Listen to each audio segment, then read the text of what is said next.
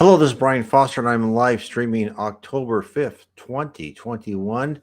And we are on chapter 33 of My Vision of the Spheres in the book A Wander in the Spirit Land. Now, to bring you up to date, this is the spirit Franchezzo, who transcribed or the medium A Farnese, uh, psychographed, I should say, this spirit communication. And Francisco started out as a very intelligent person, very artistic, very knowledgeable, creative, but he had a lot of primitive emotions, and he went down deep into the dark abyss. But he had died like soon after he met this wonderful woman, and just her vision and her working with him when she was in the physical world and working through mediums that contact him and send him good messages brought him up into the much higher spiritual plane. So we're now on chapter 33, and he's on has a wonderful little mansion. He's sharing with a friend of his, and he's in very good shape. He's done a lot. He's helped other people, and so he's saying his vision of the spheres. So let's get with this. Let's show this in stream. Bring this over here. Okay, chapter 33. How could I tell of the many friends who came to visit me in this bright home, of the cities I saw in that fair land, the lovely scenes I visited? I cannot. It would take volumes, and already my narrative has reached its limits. I shall only tell of one more vision that I had, because in it I was shown a new path wherein I was to labor, one in which I could apply to the aid of others the lessons I had learned in my wanderings. I was lying on my couch in my room and awakened from a long slumber. I was watching, as I often did, those two most beautiful figures of my guardian angels, and seeing fresh beauties, fresh meaning in their faces and their attitudes every time I looked at them. Now, in the last chapter, the guardian angels were carvings of a male and female guardian angel, and they're just gorgeous carvings. He said, fresh meaning in their faces and their attitudes every time I looked at them. When I became conscious that my Eastern guide, as Rinzaman in his far off sphere, was seeking to communicate with me. I therefore allowed myself to become perfectly passive, and soon felt a great cloud of light of a dazzling white misty substance surrounding me. It seemed to shut out the walls of my room and everything from me. Then my soul seemed to arise from my spirit body and float away, leaving my spirit envelope lying upon the couch. How interesting. So, and I had not heard this before. So here's a spirit in the spirit realm, not as high as his Eastern guide, and he was reposing. Then he felt like he was just taken up to a higher level, and he still saw his body, his paraspirit.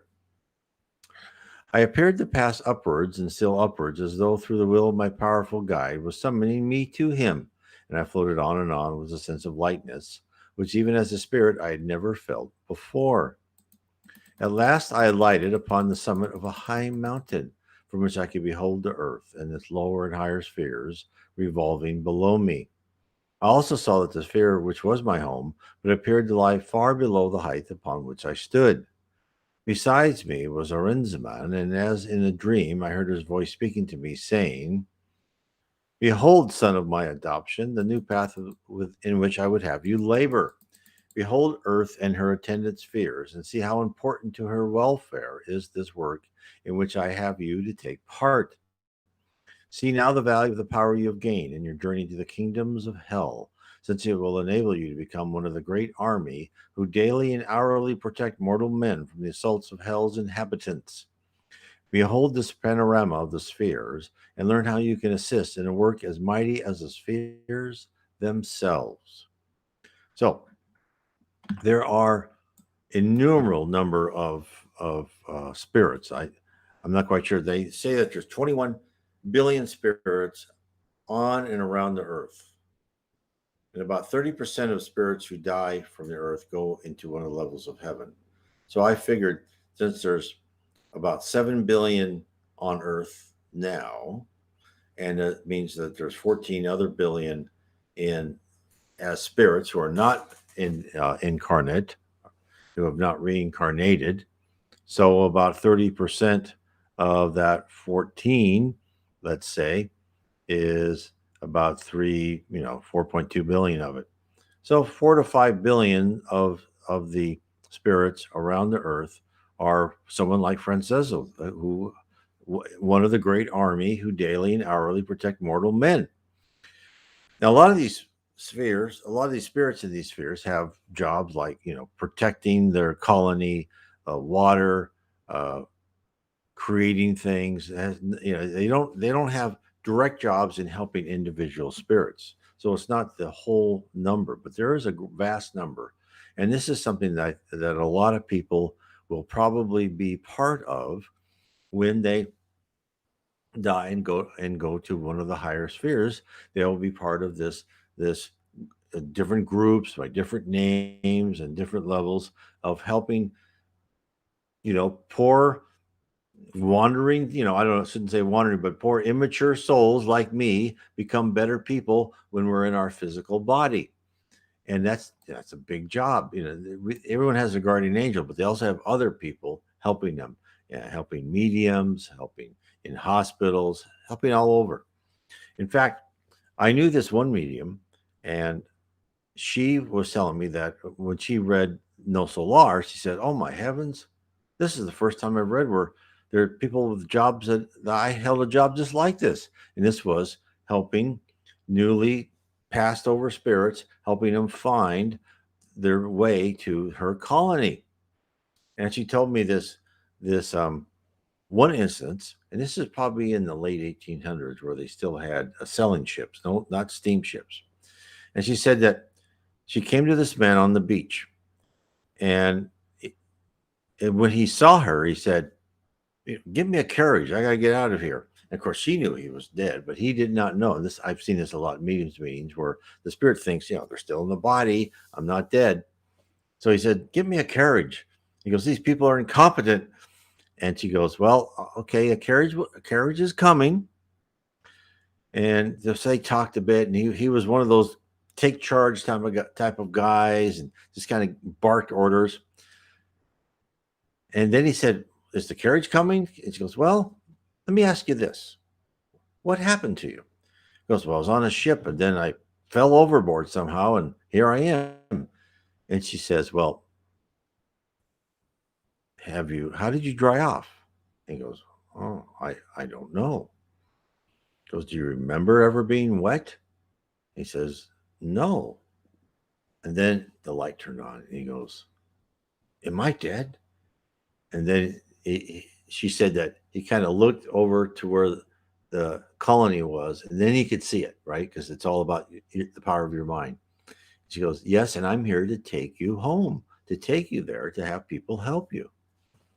And so that was one of her jobs. And she spent many years doing that. So, here's another independent. Besides the books by Spiritist authors, besides this book, there's also a medium who told me herself this is what she had remembered of her time in the spirit world. So the spirit world's all full of work. Look at Franchezzo. He died, he got better, and now he's working. He's working to help other people. Wonderful. Isn't it just wonderful? Okay, let me carry on. I looked to where he pointed, and I beheld the circling belt of the great earth plane. Its magnetic currents, like the ebb and flow of an ocean tide, bearing on their waves countless millions upon millions of spirits. I saw all those strange elemental astral forms, some grotesque, some hideous, some beautiful. I also saw the earthbound spirits of men and women still tied by their gross pleasures or their sinful lives, many of them using the organisms of mortals to gratify their degraded cravings. Now, when he says it, that's spirits are hanging. Let's say they're hanging around a bar, and what they'll do is they'll kind of absorb themselves in you. So if you're at a bar and you're drinking, that spirit can kind of almost meld themselves in you and feel the effects of alcohol. And the same thing happens with drug addictions and other things. I'll carry on. I beheld these and kindred mysteries of the earth plane, and I likewise beheld sweeping up from the dark spheres below waves of dark and awful beings, 10 times more deadly unto man in their influence over him than those dark spirits of the earth plane. I saw these darker beings crowd around man and cluster thickly near him. Where they gathered, they shut out the brightness of the spiritual sun, whose rays shine down upon the earth continually. They shut out this light with their dark mass of their own cruel, evil thoughts. Where this cloud rested, there came murder and robbery, cruelty and lust, and every kind of oppression were in their train, and death and sorrow followed them. So, again, this shows you the effect of immature, ignorant, and cruel spirits have when they want someone else to be like them, because that's their goal, right? There is a war going on in the heavens and in down here on earth of spirits who are trying to stop the earth from having a higher vibration and harmony where we have more love in our hearts, we take out primitive emotions, revenge, pride, selfishness, and what we want to do is replace them with love and charity, fraternity.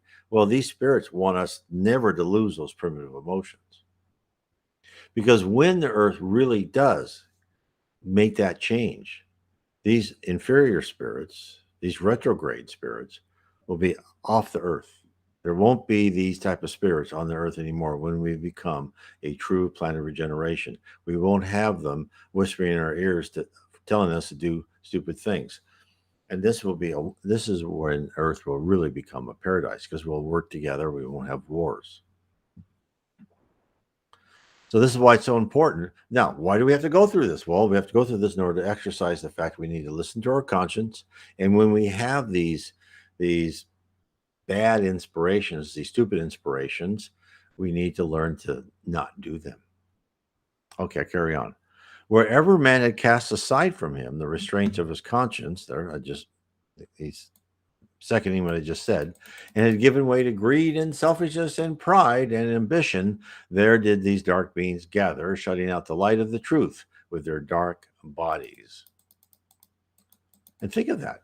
I mean, I think I've done that before where I was so intent on rising and becoming higher and higher in the management of a company because the rewards are great. I'm not going to say you get stock options, you get better pay, you get perks, all that. But now this is not all the time. But in order to get to that higher level and be, in more in executive management, you have to drink the Kool-Aid. You have to, kind of fulfill their orders, no matter how stupid, how mean, or how cruel they are. I remember one company I worked for, and this was like the last straw. They said, okay, now we're doing this new thing, kind of like what Jack Welch did in GE, and he fired the bottom 10% of the people. And, you don't hear that anymore because it was, a cruel and mean idea. You don't have to pick out 10% of the people because think, if I had 10 people working for me, that means I have to fire one of them. And yes, I knew who was the bottom of the 10%, but they were doing a job that no one else wanted to do, but we needed it done, and they were doing it just fine. Why would I have to fire that person? Because then I'd have to have someone else do this job that no one wanted to do. It made no sense. But you have to fulfill these stupid orders in order to rise in the hierarchy.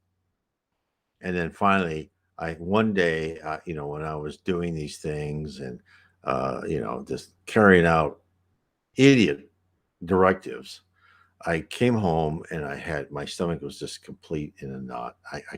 It was just like a stress, anxiety moment. I had to find and get some tranquilizers, rest, and then I made the commitment like, okay, I'm not doing this.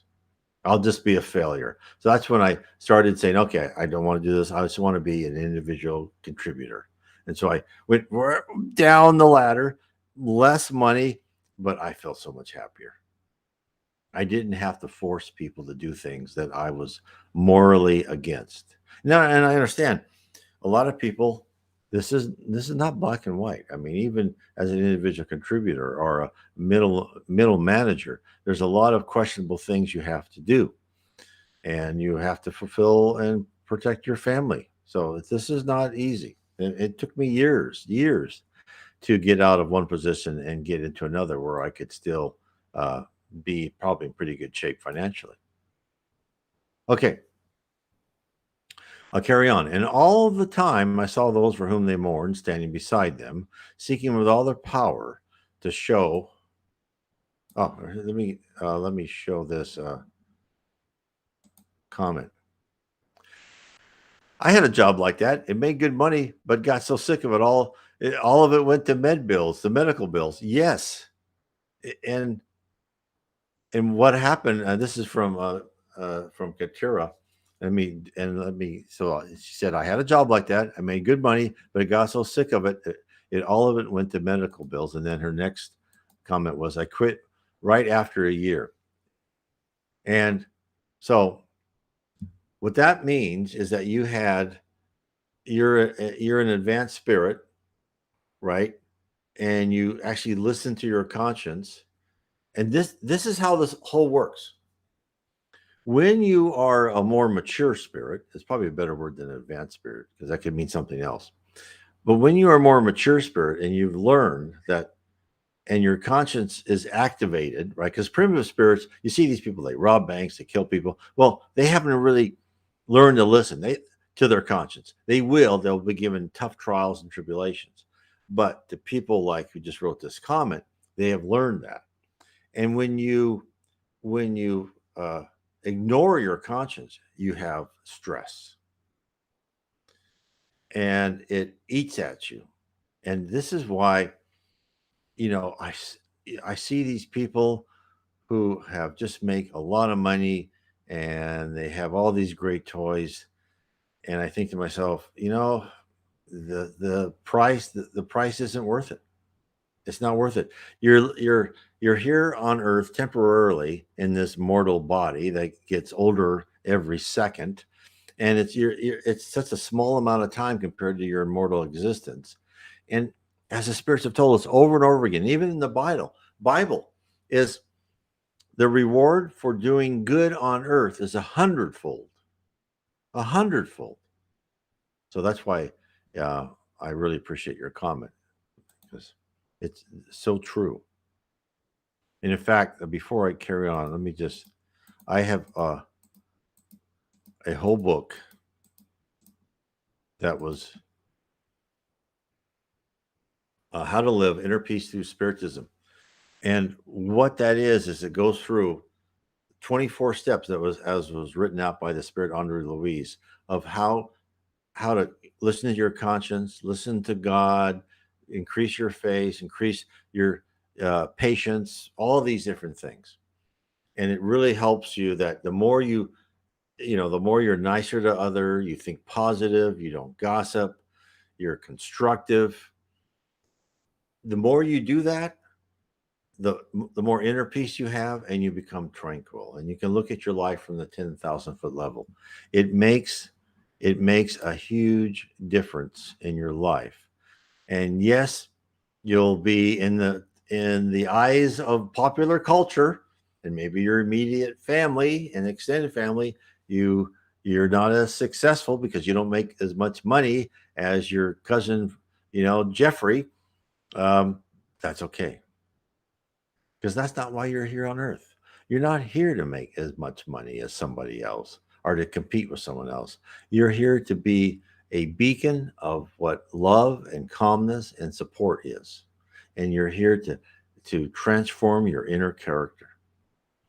And that's why I recommend, if you want to know how to transform your inner character, I would recommend this book. Okay, let me carry on with Franchezzo.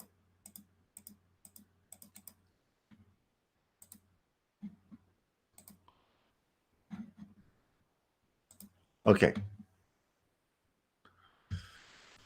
Let's see. Oh, still hovered near, and that death had not robbed them of one loving thought, one tender wish. Those whom death had left behind to mourn, all in vain seemed their effort.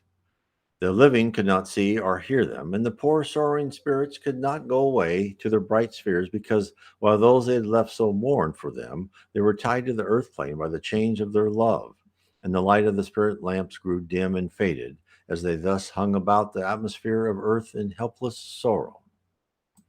As Reisman said to me, is there no need here for the means of communication between these two, the living and the so-called dead, that the sorrowful ones on both sides may be comforted?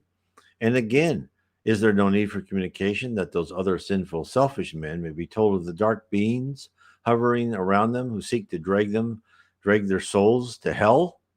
Then I beheld a glorious, dazzling light of a sun in splendor, shining as no mortal eye ever saw the sun shine on earth. And its rays dispelled the clouds of darkness and sorrow. And I heard a glorious strain of music from the celestial spheres. And thought, surely now man will hear this music and see this light and be comforted. But they could not.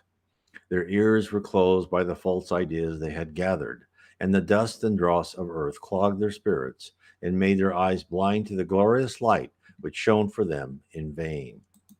And this is where we ever get in our culture. We we see and we worship material, right? We worship material wealth. We look up to people who have lots of material wealth. They are automatically smarter than everybody else. And in actuality, we need to completely change our focus and and look up to and be friends with and try to emulate people with spiritual wealth, with spiritual knowledge. And even that, I mean, it's hard because there's a lot of people in religions who are there making money. Right? There's a lot of these churches of wealth, right, where it's it's join our church, you're going to make so much more money and all that. And I hear that and I go, well, at least they're trying to get some spirituality, but I think there's a better way of doing it. And yes, being materially more comfortable is nice, but that should not be your top priority. But everyone to themselves. Look, Spiritism puts this knowledge on the table, and you use it or not. There's no something where if you don't do this, you're going to rot in hell. No, if you don't, all I'm saying is if you want to ignore that the spirit world and the divine rules and the importance of listening to your conscience, what it's going to do is it's going to make you come in life after life with still the hard trials and tribulations, and you can make yourself rise higher and faster by living a good life, an inspired life, a spiritual life. So there's no one decision that's going to destroy you. It's going to delay you, because God loves everybody, even us failures like me, who I've told I've been in previous lives really cruel and a complete failure and corrupt. And all I did was, who knows how many hundreds of years, I just stopped my progress for hundreds of years because I went after money and power. And if I'm here now without much money, I live okay and no power. And I must have wanted to be this way, otherwise it wouldn't have happened. And so it's it's important that somehow I went through trials and tribulations like everyone else will, and they will learn to appreciate the more importance of living simply and trying to help others. Not that I do a good job at it, but it's trying to help others and doing what you can to for your family and yourself and educating yourself. I love reading anything new. I reread the Bible. I reread the Spirits book. I'm right now I think for the fourth or fifth time, I said, okay, I'm going to start rereading the whole series of Andre Louis books. And it's amazing. Every time I read it, there's some little nugget of information that I didn't see before, because when the spirits, when they write these things, they don't write flowery language just to, just to kind of entertain you. It's pretty focused, and therefore it's you really have to read it. It's like the Bible. The Bible, I read the Bible before I understood Spiritism, but it didn't speak to me. But now that I understand what was behind it, what Jesus, I mean, Jesus was giving us direct information that we thought were parables and like little hints, like let the dead bury the dead. Well, yeah, the dead do take care of the dead, and they help them out of their bodies and take them into heaven. That was a statement of fact, not some sort of not some sort of thing where they say no. Concentrate. People will interpret that as it's like concentrate on what's important now for the living, because the dead, they can't learn that. No, he was said, let the dead bury the dead, meaning those people are taken care of. Don't worry about them. So yes. Oh, and then someone just said, yeah, worldly expectations. Yes, that's a good phrase. Is what are your worldly expectations? Okay. Um, or we're okay. Here I am. Sorry, I get off track. I'll carry on. Then I beheld other mortals whose spiritual sight was partly unveiled, and whose ears were not quite deaf, and they spoke of the spirit world and its wondrous beauties. They felt great thoughts and put them in the language of earth. They heard the wondrous music and tried to give it expression. They saw lovely visions and tried to paint them as like to those of the spirit as the limits of the earthly environments would allow. And these mortals were turned geniuses, and their words and their music and their pictures all helped to raise men's souls nearer to the God who gave that soul. For all that is highest and purest and best come from the inspiration of the spirit world. And that's true. You'll read that in the Medium's book too. The people who are geniuses are the people who have kind of a better connection with the spirit world. Yet, before I finish that, so I can back that up with some information. Chico Xavier said, in the spirit world, with the technology they use, it's usually 50 to 100 years in advance. And so Chico's in some of the books Chico wrote, this is in the 30s and 40s, they're talking about communication devices like, cell phones. In the Reverend G. Val Owen, his mother was talking about like a terminal. She didn't say typewriter because they had typewriters back in the beginnings of the 20th century, around 1908 or whatever. But it probably was a computer terminal of some sort. So when your people are born, people who are early adopters, it kind of triggers something like, oh yeah, I saw that in heaven, but you don't consciously think that, but then you adopt it. And then there's people who invent it are ones inspired. They've seen it, they use it, and then they're inspired to actually create it. That's how this is a little peek into how the spirit world guides our culture and our technology upwards. Now, there's danger to that because humans love to use technology as new ways to kill each other. And that's why in past civilizations, Lemuria and Atlantis, there were others where people were technologically advanced, but spiritually not. The spirit world said, "No, got to start over," and just like wiped out or really severely just took the rug out from these civilizations, so they had to start over. Now, hopefully, now what we're told is we are going to be a planet of regeneration because spiritually we are at least advanced enough to handle the technology. And I know people are out there saying, well, I don't know about that. Doesn't seem like it. But the spirit world thinks so. And I agree with what a lot of people say, like, well, I'm not sure. But hopefully there's enough of us out there that can restrain ourselves. So it just, I'm sure they know better. Okay.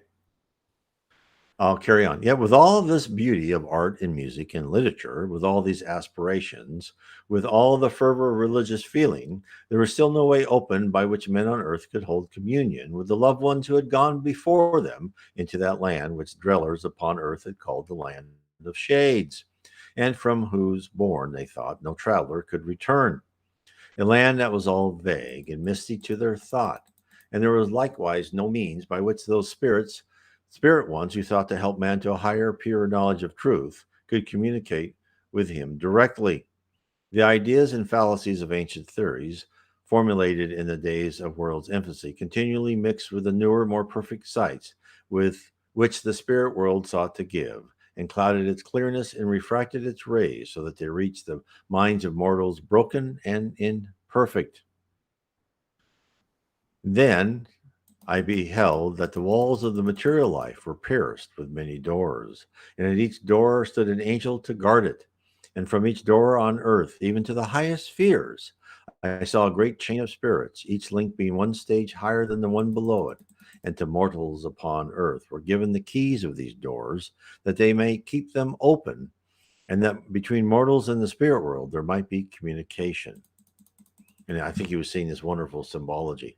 In fact, here someone just wrote, as I was talking about um, technology being 50 to 100 years ahead of the time, he's saying, yeah, they're seeing the prototypes. And that's exactly right. They're and people, they'll just like intuitively know that those are the prototypes they've seen before. And I've used that a lot in my software management. Is, you create a prototype, people look at it, they change it, they add to it, and then you create it for a larger market. Okay, but alas, as time passed on, I saw that many of those who held these keys were not faithful. They were allured by the joys and the gifts of earth, and turned aside and suffered their doors to close. Others again kept their doors but partly open, where only light and truth should have shone. They suffered errors and darkness to creep in. And again, the light from the spirit world was sullied and broken as it passed through these darkened doorways. Still more sad, as time passed on, the light ceased to shine and gave place to the thick and pure rays from the dark, deceitful spirits from the lower sphere. And at last, the angel would close that door to be opened no more on earth. So let me expound on that when he says there were many who had gifts, but the keys were not faithful, and they were allured by the joys and gifts on earth and turned aside.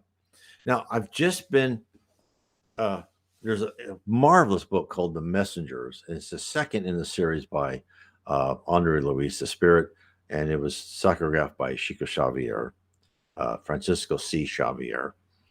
And you can get to his, if you go to my website, nwspiritism.com, and click on the picture of Allan Kardec, you'll get to the FEB website and you'll see Chico's books.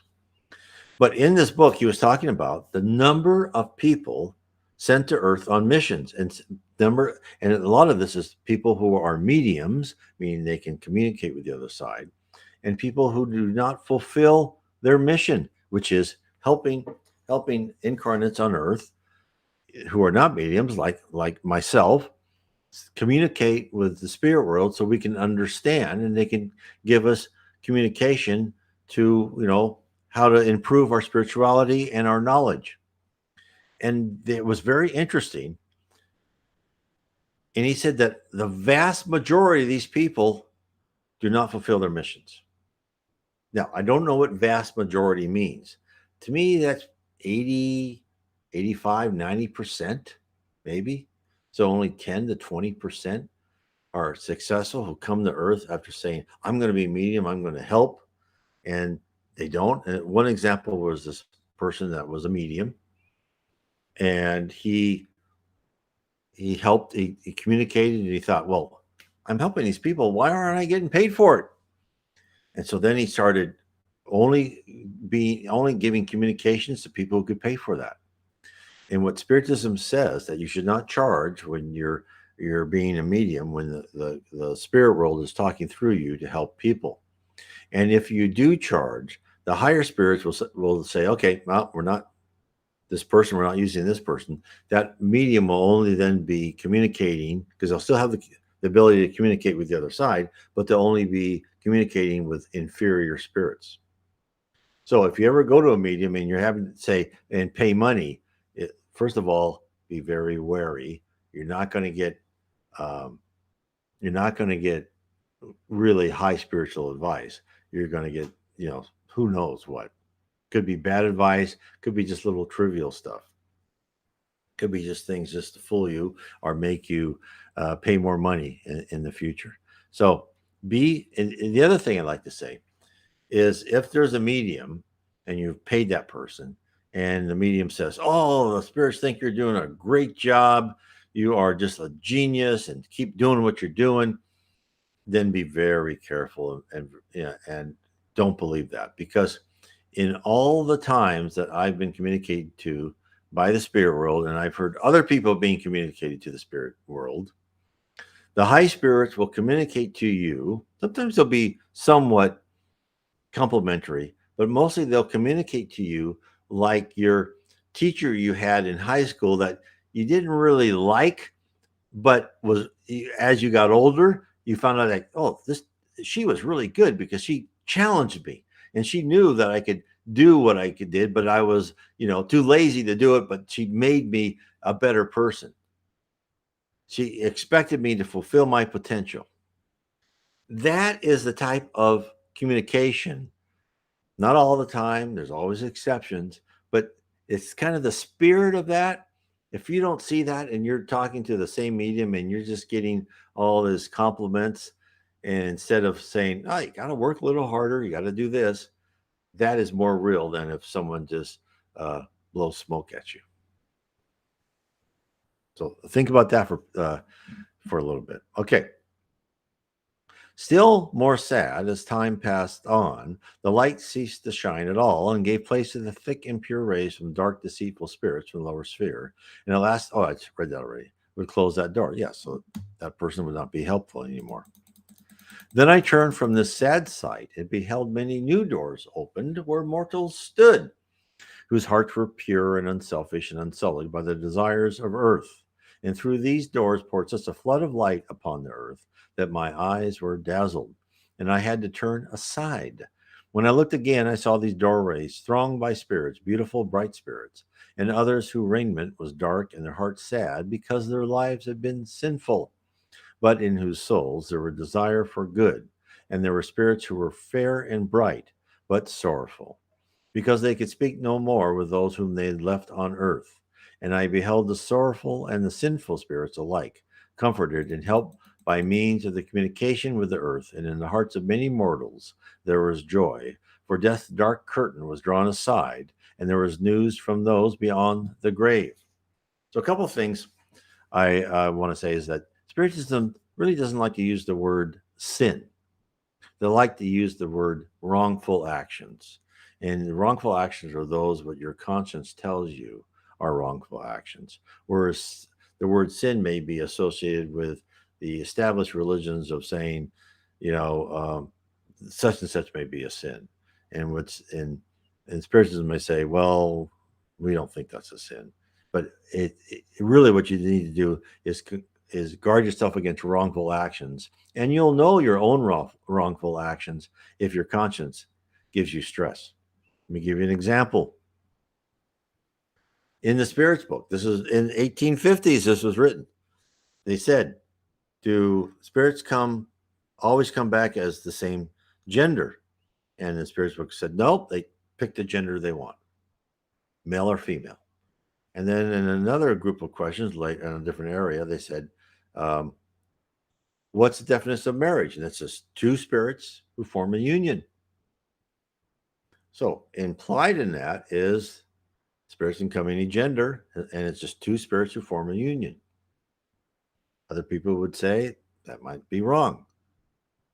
And what I say is, it's as long as you love and whatever your predilection is, as long as you treat everybody honestly and nicely and make sure that you're not being deceitful, you're okay. But you can't, just fulfill your desire and just use that other person. That other person, it may be mutual. And nothing wrong in that. So I just want to give that definition.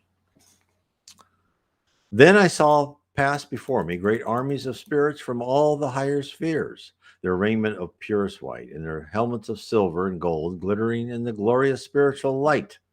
And some among them seemed to be leaders who directed the others in their work. And I asked, who are these? Were they ever mortal men? And as Reinzman answered me, these were not only mortal men, but there were many of them more men of evil lives, who by reason thereof descended to those kingdoms of hell which you have seen, but who because of their great repentance and many and great works of atonement which they have done, and the perfect conquest over their own lower natures which they have gained, are now leaders in the armies of light, the strong warriors who protect men from the evils of those lower spheres. And again, I like to, it's funny what he said that, because I've read that in multiple places from multiple spirits. They'll go into these lower cities of the dark abyss, what they call hell, which there's no eternal punishment. And they'll see this like warlord there, and he's just cruel, but he's directive and he's getting things done. And the high spirit will go, that guy, once he changes his character and his attitude, and he's fighting for the light, he will be wonderful. He'll be great, because he's using his mind, he's using his intellect for the wrong right now, right? But he's very forceful. And so it's so funny and I've read this a couple of times, and it's like these people who we think of as evil, but once they decide that, oh, what I did was wrong, I need to focus my energy on helping people, then they become extremely effective.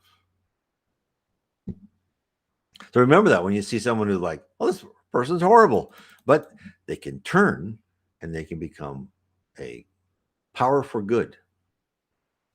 Let me carry on.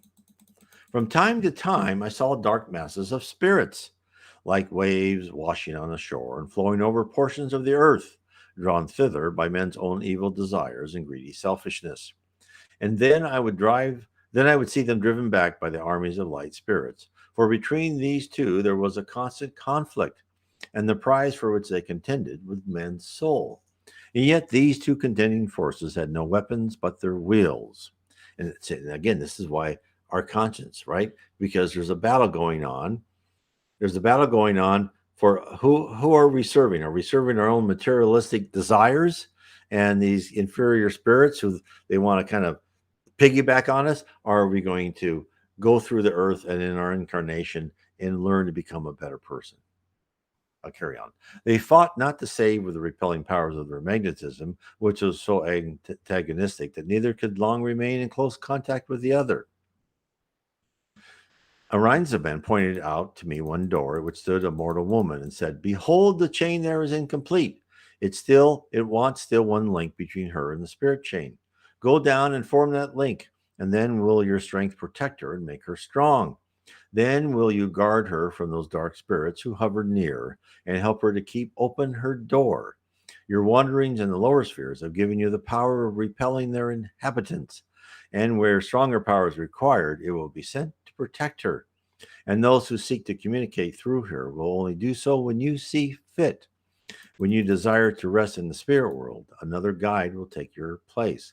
And now look again at the earth and the conflict that surrounds it. So he was given a job to be one of the spirits that helped that woman become successful. I looked as he spoke and saw black thunder clouds hovering over the earth and gathering dark as night. And a sound as of a rushing storm swept upwards from the dark spheres of hell. And like the waves of the storm-tossed ocean, these dark clouds of spirits rolled up against the sea of bright spirits, sweeping them back and rolling over the earth as though to blot out from it the light of truth, and they assailed each door of light and sought to overwhelm it. Then did this war in the spirit world become a war amongst men, nation fighting against nation for supremacy. It seemed as though, in the great thirst for wealth and greed for conquest, all nations and all people must be engulfed. So universal was this war. As I looked to see, there was none to aid, none who had come forth from the realms of light and wrest from the dark spirits their power over the earth. The thieving mass of dark spirits were attacking those doors of light and striving to sweep away those poor, faithful mortals who stood within them. that man might be driven back to the days of his ignorance again. Then it was like a star in the east. I saw light, glittering and dazzling by all its brightness, and it came down and grew until I saw it was a vast whole host of radiant angels from the heavenly spheres. With their come with their coming, those other bright spirits whom I had seen, driven back by the forces of evil, gathered together again and joined those glorious warriors. And this great ocean of light, this mighty host of bright spirits swept down the earth and surrounded it with a great belt of glorious light. Everywhere I saw the rays of light like spheres, darting down and rendering the dark mass in 1,000 places. Like the swords of fire flashed these dazzling rays and cut through the dark wall of spirits on all sides, scattering them to the four winds of heaven. Vainly did their leaders seek to gather their forces together again, vainly seek to drive them on. A stronger power was opposed to them, and they were hurled back by the brightness of these hosts of heaven. Till a dark and evil mist, they sank down, rolling back to those dark spheres from which they had come. Now that was a great description of this focus and power of getting people to look at themselves spiritually and turning their view to the light. And I've read this same type of paragraph and description by other spirits talking through other mediums. The Reverend G. Vaon is one spirit saying they had this whole army of spirits all around the earth, just giving this streams of emotion. And he said, now these streams of emotion, they will end up like, if you remember during the end of 1990, right, when the Berlin Wall went down, and these people had this emotion, and like the dictator of Romania was overthrown, and all these communist nations that were just like one after another. Poland were just freed, and that was a great wave of spiritual emotion that was brought down to say, okay, it's time to get rid of these corrupt governments. And I think this is going to happen again. I think it's happening now. That's just my opinion. I think this. If you look at the signs and signals, it's happening right now. So, and then I read from Andre Luis when he was down and he was going down to a meeting on Earth, and then all of a sudden, all around him, there was these beams of light and these angels all around, and one guy stopped next to me. He says, "What is this?"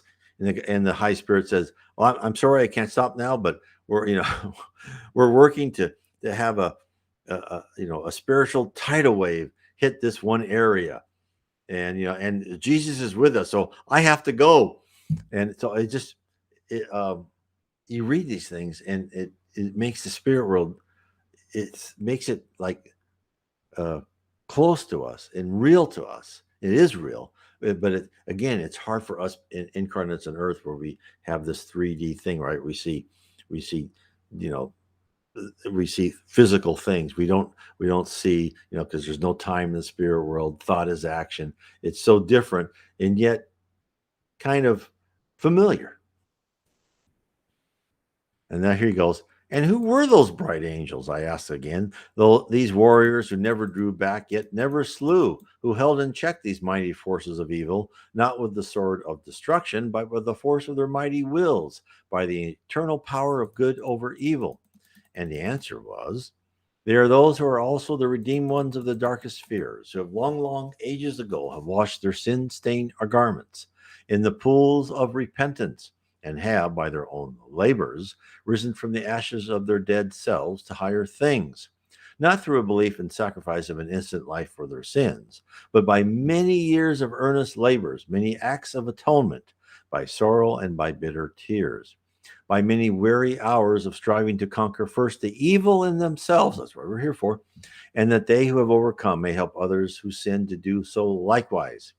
These are the angels of the heavenly spheres of earth, once men like themselves and able to sympathize with all the struggles of sinful men.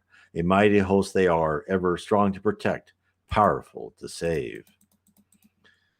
My vision of the earth and its surroundings faded away, and instead I beheld one lone star shining above me with pure silver light, and its ray fell like a thin thread of silver upon the earth and upon the spot where my beloved dwelt.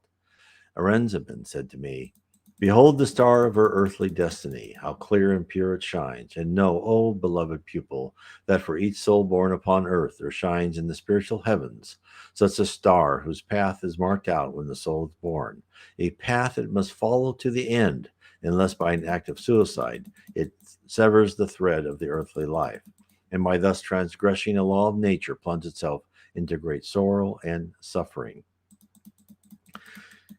He goes, "Do you mean the fate of every soul is fixed, that we are but straws floating on the stream of our destiny?" And he says, and this is a good one, because this is before I'm going to let him answer, I'll give you, is because people asked me that, and actually asked me that yesterday during our Monday night live stream. What is predetermination? Do we have any choice? Do we have free will if we have to go through these trials and tribulation? And the answer is the answer is fuzzy. But not really fuzzy. The answer is you have to go through these trials and tribulations. But what you do, the choices you make, the attitude that you demonstrate, and the niceness or the meanness you act towards other people, that's your free will. Now, as you go into higher planets, you'll have more room for deciding what yours. Like going from middle school or junior high school, where you said, "Oh, this is your classes." You do what we tell you to college, where you decide your major. That's kind of the difference. Let's see what he says. Not quite. The great events of the earth life are fixed. They will inevitably be encountered at certain periods of the earthly existence. And they are such events as those wide guardians of the angelic spheres, deemed to be calculated to develop and educate that soul. So every bad thing that you think is bad that's happens to you is really edifying. What doesn't kill us, right, makes us stronger. It's edifying for you. It's really it's strong stimuli to force you to rethink your aspect and your outlook in life, and it's forcing you to think about how your primitive emotions didn't help you through that event, and how your more civilized emotions should be brought to the force. How these events will affect the life of each soul, whether they shall be the turning point for good or ill, for happiness or for sorrow, rests with the soul itself, and that is the prerogative of our free will, without which we would be but puppets, irresponsible for our own acts, and worthy of neither punishment or reward for them. But to return to that star, note that while the mortal follows the destined path with earnest endeavor to do right in all things, while the soul is pure and the thoughts unselfish, then does that star shine out with a clear, unsullied ray, and light the pathway of the soul. The light of this star comes from the soul and is the reflection of its purity. If then the soul ceased to be pure, it develops lower instead of its higher attributes. The star of that soul's destiny will grow pale and faint, the light flickering like some will-o'-wisp hovering over the dark morass. No longer will it shine as a clear beacon of the soul, and at last, if the soul becomes very evil, the light or the star will die out and expire, to shine no more upon its earthly path. Now, that is, I think, written a bit too definitive. Everyone, and we've been told this over and over, everyone has good and bad in them. Even what we think is the worst devil type, the worst soul in the lower or in hell, as we say. There's that at some point in time that will come out. So there's no such thing as you're doomed forever. That doesn't happen. And I think he knows that. He's just trying to be alliterative. He's just trying to kind of show what he means. I'll carry on. It is by watching these spiritual stars and tracing the path marked out for them in the spiritual heavens that spirit seers are allowed to foretell the fate of each soul, and from the light given by the star to say whether the life of the soul is good or evil. Adieu, and may the new field of your labors yield you the fairest fruits. He ceased speaking, and my soul seemed to sink down and down till I reached the spirit body I had left laying on my couch, and for a brief moment as I re entered it, I lost consciousness. Then I awoke to find myself in my own room with those beautiful white angels hovering over me, symbols, as my father has said, of eternal protection and love. Okay, that is the end of that chapter. Next Tuesday, we'll go through the conclusion of the book. So I hope people enjoyed this. Uh, and this is a book, as I'll say again. It was written by a spirit, psychographed by a medium. The word spiritism was never in this book, and yet it completely backed up and paralleled the tenets of spiritism.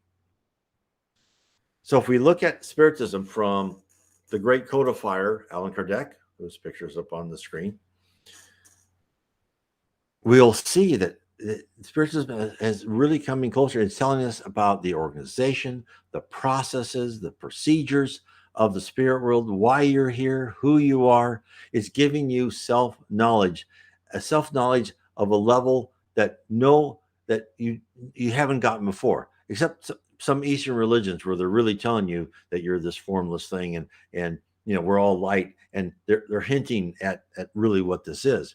But I think as far as the mainstream is, you can read this and you can understand why good things happen to bad people and bad things happen to good people. Well, previous lives and the trials and tribulations that have been planned for them. It explains so much.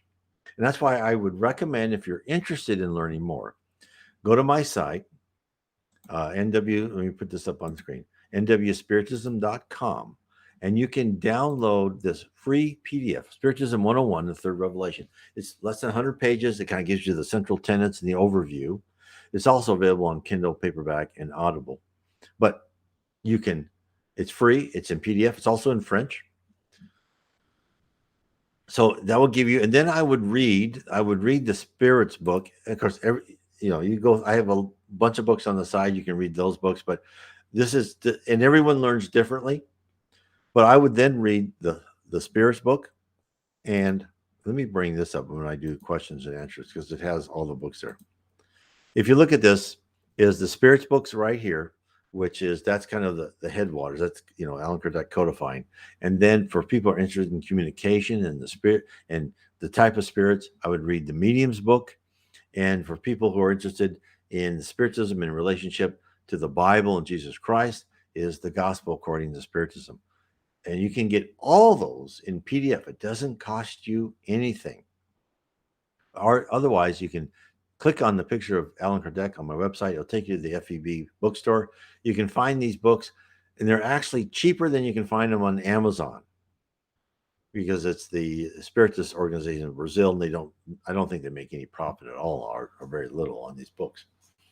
So, but you can buy them on Amazon.com too, or you can order them through your local bookstore. And then I think, to kind of understand the spirit world and the logical and existence of it and what you are as a spirit, and to get more direct description of that, I'd recommend my book, The Spirit Realm. And I think that would help you immensely. And then for those who want to get into what is heaven, what is a spirit, who is Jesus in heaven, I have a system of series of three books. Book 1, Heaven and Below, book 1 of Spiritism, where I talk about heaven, the lower zone, and Jesus.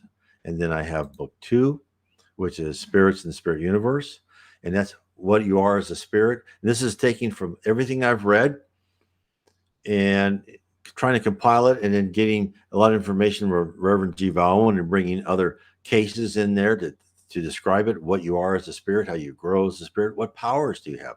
As you rise as a spirit, you get more and more power.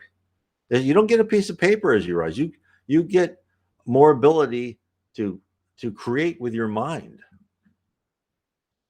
And then my third book in the series which I have other books that you like, is How We Are Guided by Spirits, Your Guardian Angel, how you are guided at on earth and in the spirit world. Your guardian angel doesn't leave you when you go back to the spirit world. Your guardian angel is still there to help you through, even as you're a lower spirit than your guardian angel. So it's all there. So I hope this helps. I hope you've enjoyed our talk today. And I live stream Sundays, Mondays, and Tuesdays. Sundays, I'm talking about the Spiritist review, which Alan Kardec edited. And then on Mondays, I have questions and answers. And on Tuesdays, I am doing like other types of spirits who have psychographed through mediums that aren't labeled spiritist, but I kind of compare and contrast what they say to what Spiritism tells us to give you kind of a overview of what we've been told. And I think that's important. Oh, I have a question. Could you sometime talk about passes?